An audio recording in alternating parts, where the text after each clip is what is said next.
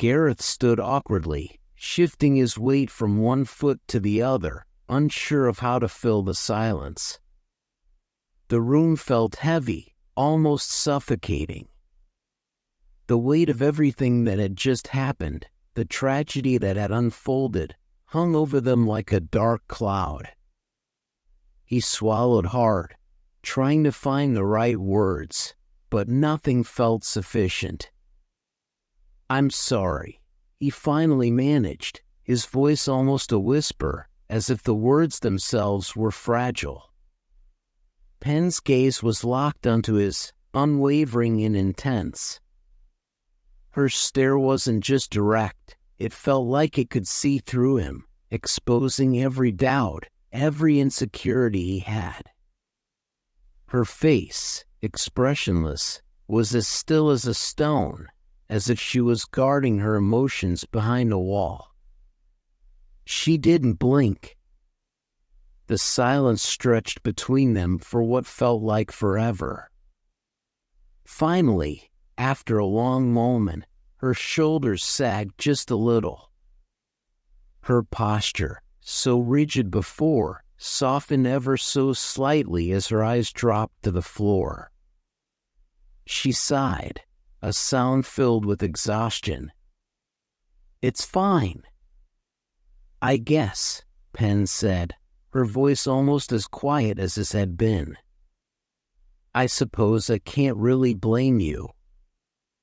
Samir, he always had a way of involving himself in other people's messes. "I'm just sorry you had to be there for that." Gareth winced. The scene replayed in his mind, a flash of violence, sharp and brutal. He closed his eyes for a second, pushing back the wave of nausea the memory brought with it.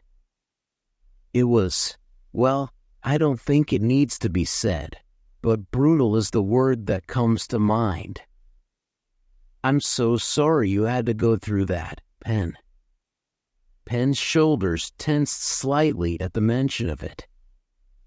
She still wouldn't meet his gaze, her eyes firmly planted on the floor. "It's already done," she muttered. No point in apologizing now. Gareth took a deep breath. He wasn't just apologizing for the event itself.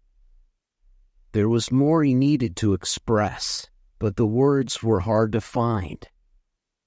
"Not just for that," he said slowly. "Yes, for that, but I'm sorry that you had to carry it. I can't even begin to imagine what you've been through, even after seeing it." Penn shifted slightly, her fingers fidgeting with the hem of her sleeve. She had been so strong for so long, always the unshakable leader, always the one everyone else leaned on. But in this moment, something in her seemed smaller, as if the weight she carried had finally become too much. Gareth hesitated, searching her face for any sign that she wanted to talk. He could tell that pushing too hard might only make her withdraw further, so he softened his tone. "I'm not going to press you, Penn. I wouldn't even know how to start talking about something like that myself. But I need you to know that I'm here for you. The rest of the crew is, too. You don't have to carry it all alone. And I won't say anything to anyone else, you have my word. I know you don't want pity, and I'm not offering that. It's sympathy. I'm here if you ever want to talk about it. And hey, isn't this the part where I'm supposed to tell you? I've got you." That last bit brought the faintest ghost of a smile to Penn's lips, barely noticeable, but enough to let Gareth know his words had landed. She didn't speak, but the silence that followed felt less heavy, as though a tiny piece of the burden had been lifted. For a while, neither of them said anything. Gareth's eyes wandered to the sketchpad resting on the bed next to her. The detailed drawings caught his attention again, and something in them sparked a new thought. "You're really an incredible artist," Gareth said, breaking the silence. He glanced over at her drawings, each one intricate and full of life. The details, it's like they're almost real. Penn glanced at the sketchpad for the first time since their conversation started. "Thanks," she said, her voice a little softer now. "The shrinks say it's supposed to help. You know, to get things out of your head and onto paper." Gareth nodded, looking over the artwork again. The depth of emotion in every stroke was evident. "You picked it up after everything that happened?" he asked carefully, not wanting to reopen any wounds. To his surprise, Penn shook her head. "No," she said. "I'd been drawing for a long time. Since I was a kid, actually.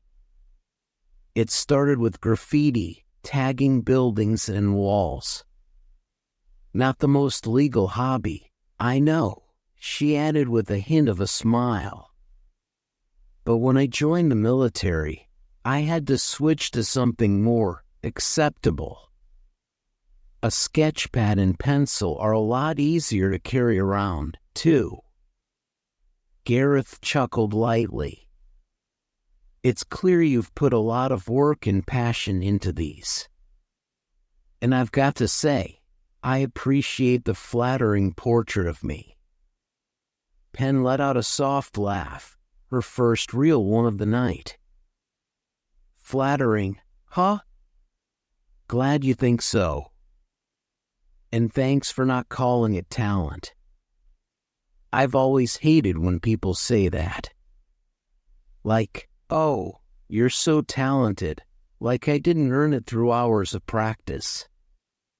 Gareth thought for a moment, remembering something he'd heard a long time ago. "There's a saying from my home," he said. "It goes, talent is the skill you've been building since before you can remember." For the first time since their conversation began, Penn looked up, meeting his eyes directly. "I like that," she said, a little more warmth in her voice. Penn shifted on the bed, nudging the sketchpad towards him. "Here," she said, motioning for him to flip through it. "Take a look." Gareth accepted the invitation and carefully flipped to the beginning. The first pages were filled with planets and starscapes, breathtakingly detailed renderings of the vastness of space. As he turned each page, Penn started to explain. "That's the forest near the boot camp where I trained. This mountain, we had a compound behind it, but from where we came in, you'd never know anyone lived there. And this was the first planet I deployed to. I couldn't stop staring at the view from the ship. It was one of those moments that just makes you feel small." She shifted over slightly, offering him a place to sit next to her. He sat down, and they continued flipping through the pages. The drawings transitioned from landscapes to people, some of whom Gareth recognized. "These are Hina and Mac, right?" Gareth asked, pausing on a sketch of two familiar faces. Penn nodded. "Yeah. We trained together back in the day. Then we went our separate ways after basic. But we ended up reuniting for Cerberus. I'm pretty sure the higher-ups liked the idea of us already being a team, but trust me, we earned our spots." The next set of drawings had a noticeably different style. The smooth, flowing lines had become jagged and harsh. The figures were dark and shadowy, their forms distorted and unclear. Gareth paused again, unsure if he should continue. Pen's voice was quiet when she spoke next. "That was the first nightmare I had after everything," she said. "I hadn't touched my sketch pad in a long time, but the therapists thought it might help. So, I picked it back up." Gareth frowned slightly, flipping to the next page. "After everything, does that mean the nightmares didn't start until after you stepped down from Cerberus?" Pen nodded slowly. "Yeah. I threw myself into the work, kept myself too busy to think about anything else. Didn't even dream during that time." Gareth continued flipping through the pages, each one darker than the last. The figures became more grotesque, their forms twisting into strange, unnatural shapes. And then, he turned to a page where the familiar faces of her old team stared back at him, but their expressions were twisted with anger, hate. "They're the worst," Pen said, her voice low. "In the nightmares, they talk. They say horrible things. Things I know they'd never say in real life, but it doesn't matter. It feels real. And I know it's not, but I almost prefer reliving the missions to hearing their voices like that." Gareth nodded, understanding a little more now. He imagined how it would feel to have his closest friends turn on him, even if only in dreams. He didn't know how to respond to that. How could he? But he knew this wasn't the time to try and fix things with words. Instead, he let the silence stretch again, giving her space to breathe. The sketches gradually shifted once more, moving from nightmares back to more peaceful scenes. Starscapes and serene landscapes filled the later pages. One particular sketch caught his eye. It was of himself in Deeg, sitting at a bar, just before Pen had come in and handled a group of rowdy patrons. "You got us down to a T," Gareth said with a small laugh. "You even got Deeg's expression right." "That's impressive." Pen smiled a little, the tension in the room easing ever so slightly. He flipped to the last few pages, and this time, the portraits were of the crew, smiling. For a moment, Gareth hesitated. Then he asked, "These last ones, are they based on good dreams?" Pen shook her head. "No," she said. "Just memories. Sometimes, when I'm with you guys, I remember the good times. I still get the nightmares, but drawing these helps me remember there's more to life than just the bad stuff." Gareth closed the sketch pad gently, placing it back in the metal lockbox at the foot of the bed. He didn't need to say much more. They both knew what was unspoken between them.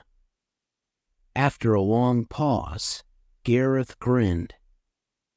"You know, maybe I should commission you to draw me fearlessly diving through a planet's atmosphere, all heroic and everything." Pen snorted, laughing for real this time. "Fearlessly, huh?" "Sure, Gareth. That's definitely how I remember it." "Absolutely," Gareth said, matching her playful tone.